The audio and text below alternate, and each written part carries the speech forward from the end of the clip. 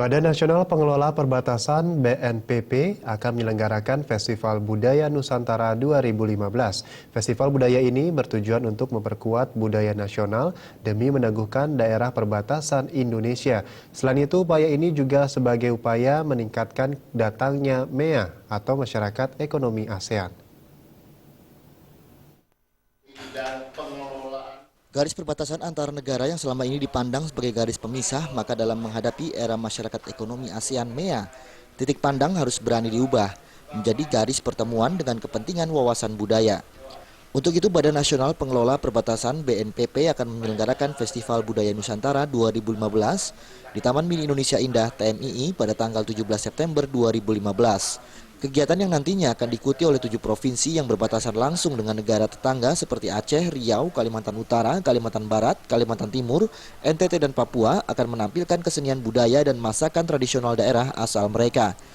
Menurut PLH, Sekretaris BNPP Eko Subowo, tujuan diadakannya festival ini untuk memajukan budaya masyarakat perbatasan sebagai garda terdepan Indonesia, di mana masyarakat perbatasan memiliki keragaman budaya khas, wajib dikuatkan, dirawat, dipromosikan demi menguatkan kedaulatan ketahanan bangsa menyongsong MEA. Memang kita memerlukan pembangunan fisik yang banyak. Kenapa? Karena kawasan perbatasan itu terisolir, tertinggal. Tetapi kita juga tidak bisa meningkatkan sosial budaya. Tadi Pak Soeharto sudah menyebutkan Trisakti, cita-cita Bung Karno itu 3 pilarnya. Pertama adalah berdaulat secara politik, berdikari secara ekonomi, dan berkepribadian dalam sosial budaya dan kebudayaan.